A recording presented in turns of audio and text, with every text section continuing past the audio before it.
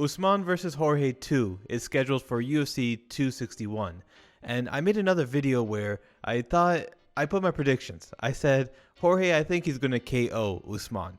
Now, I'm not completely oblivious. I know that there's a chance that either one of these fighters can win. And Usman does have tools that he can use to win this fight. One thing that's very, very different in this fight is it seems like he's a little bit more angrier.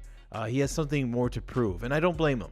A lot of people that watched the first fight came out and said he kind of took it easy, right? He did what was safe rather than trying to go out there and do what he did against other fighters like Colby, for example, where he went out there trying to make a statement.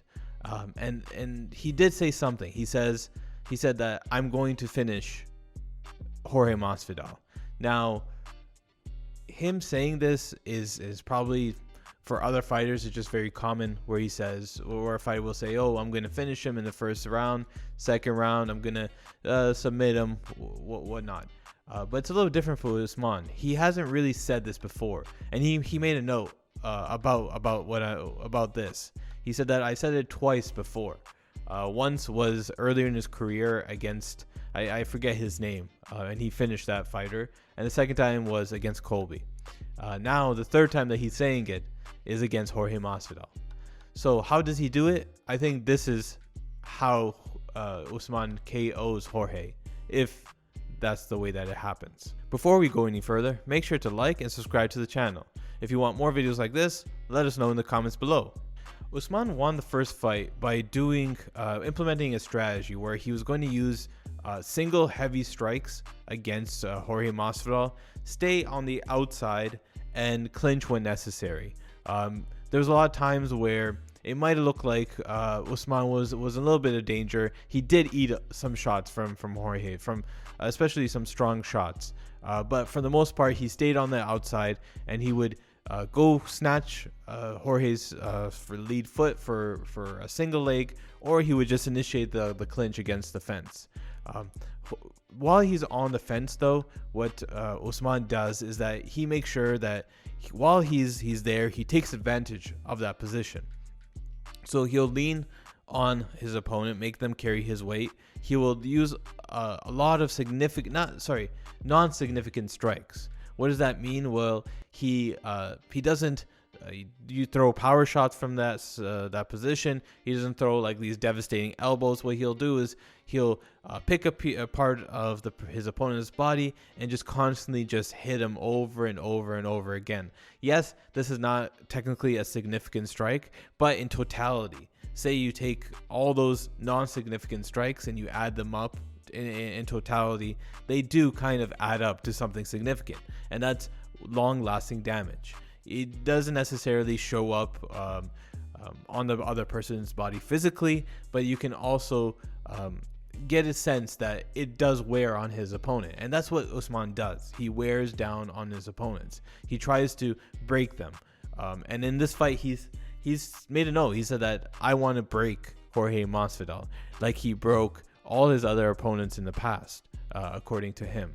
Well, he does impose his will. Now, does he necessarily break his opponents like, say, a Khabib does? I wouldn't say. It's a different animal, same beast. If that makes any sense.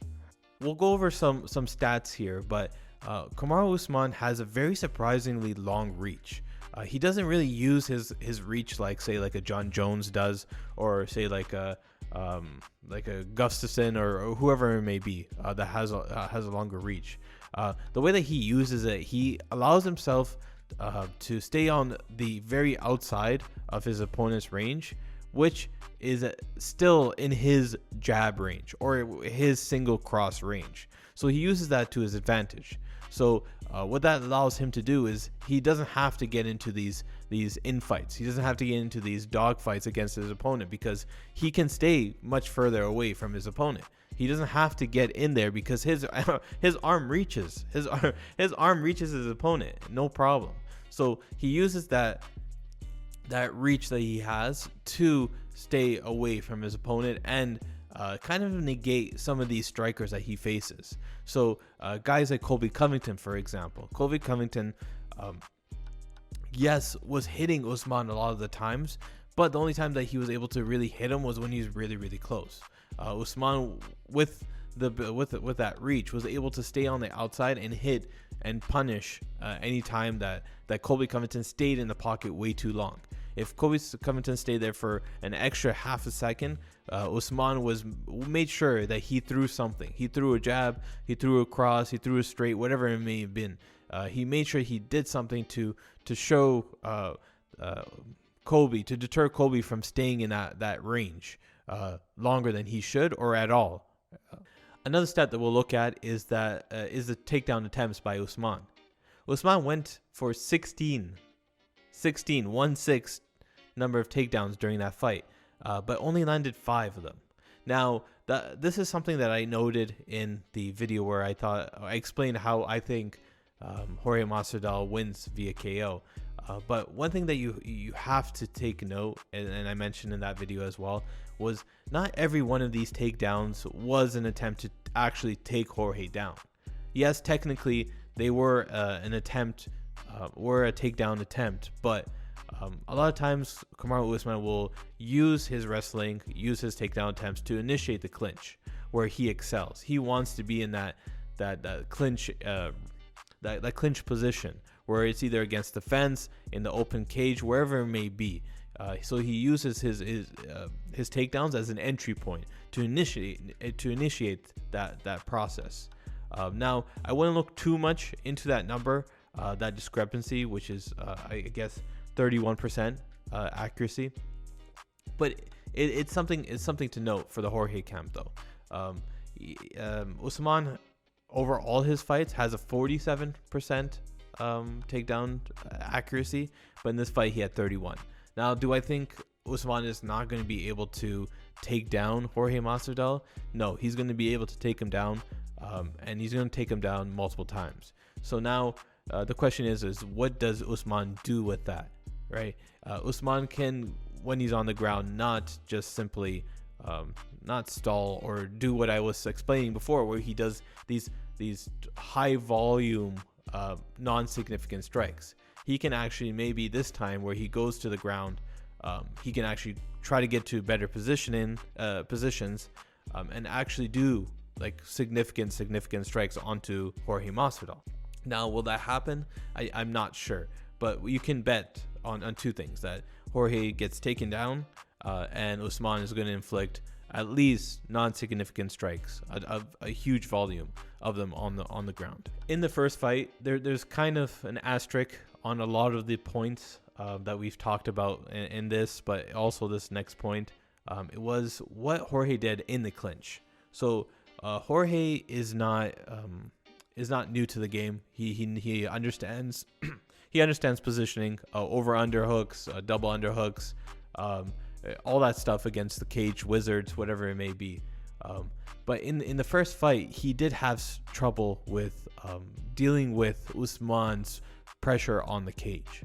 Usman didn't know after the fight that he kind of gave opportunities to Jorge to get off that cage, but Jorge didn't really take that opportunity. He said that I kind of didn't put all the pressure on him to see what he would do.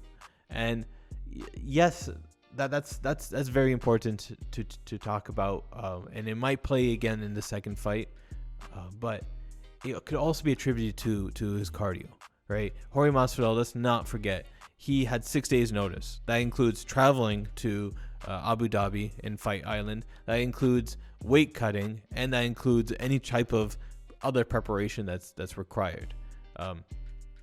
Now, do I think Jorge will be able to, in the second fight, completely deal with the clinch work? I don't think so. There's going to be some sort of there's going to be time where Usman has control in the clinch, especially against the fence. Now, does it mean it's going to be for that long? I don't know, right? It's very hard to tell. Jorge Masvidal, in his past fights before this resurgence and this streak that he's had, has been in those positions and didn't show necessarily the best defense in terms of getting out of that position. He's very good at rolling out with the punches and avoiding a lot of significant strikes from with his back to the cage. So except for foot stomps. So those foot stomps, you better watch out for those foot stomps. The last thing that Usman has in his toolbox is his durability, right? He just like other fighters like John Jones, for example, always had the question of, does he have a chin? Is he able to take these power hits, right? Because a lot of times in John Jones fights, he really didn't get hit because he was just so dominant.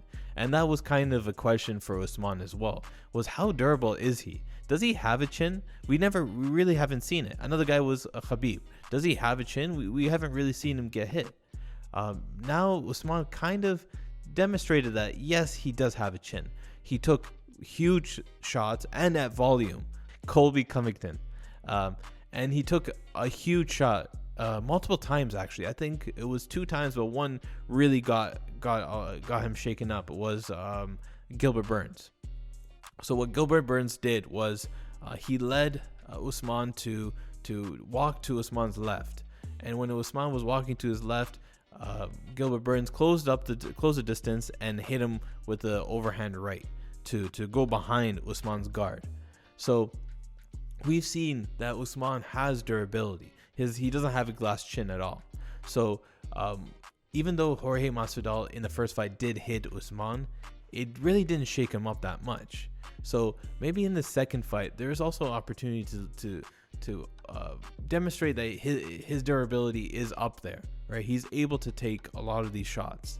And Jorge Masvidal, maybe he has a better cardio, has a better tank, but maybe it doesn't make a difference in this fight. Maybe Usman eats all those shots and just goes for another takedown, takes him down, and imposes his will again. And the last thing is Usman has already faced and beat Jorge Masvidal. That's a huge confidence boost. Knowing how another fighter feels in that octagon, knowing how their punches feel, how much power they actually possess is very important, especially for Usman. Just going in there, think just from his perspective. Jorge Masvidal was throwing caution to the wind in that fight. Why do I say that? He had 6 days notice, and he knew that his cardio was not going to last 5 rounds. There was going to be a point where it was diminishing returns. He would not have anything left in the tank.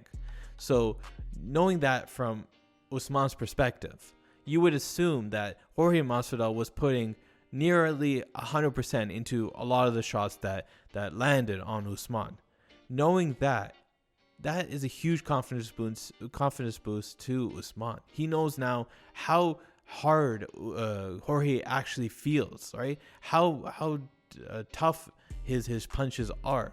If Usman took those shots and really didn't feel it affected him that much, that changes a lot. That changes so much. That gives so much confidence to Usman to maybe he goes in there and he's not being safe anymore, right? He's not going for that clinch. He's trying to strike with Jorge Masvidal. He picks him apart on the feet from range and then goes for the finish.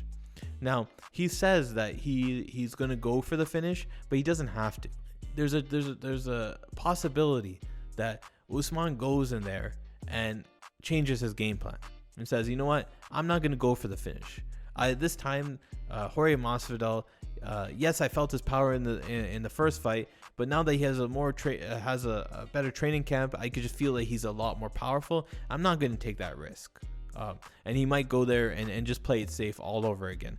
But he's completely entitled to that. MMA, there's no rules against just winning the fight, imposing your will. And if you have a problem with that as an opponent, well, you just have to deal with it. Figure it out, right? Another man is following all the rules and is able to impose his will and beat you.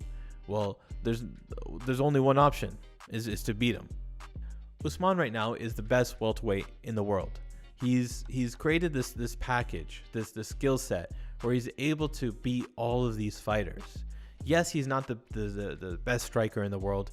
He's not a K1 boxer to say the least, but he's able to do what he excels at while also utilizing his strengths, right? He's able to throw very heavy strikes, but single shots, stay at range, and use his grappling, which is probably the best in that division.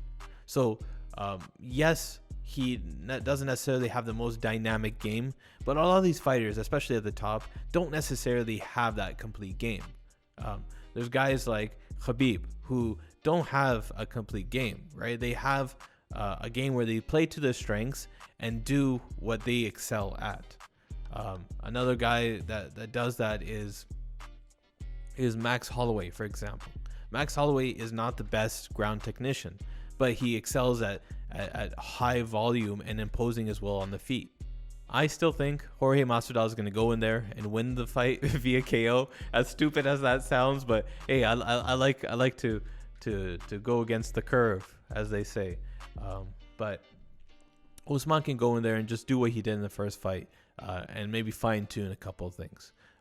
He can go in there and win this fight and do what a lot of us kind of expect him to do, win via decision.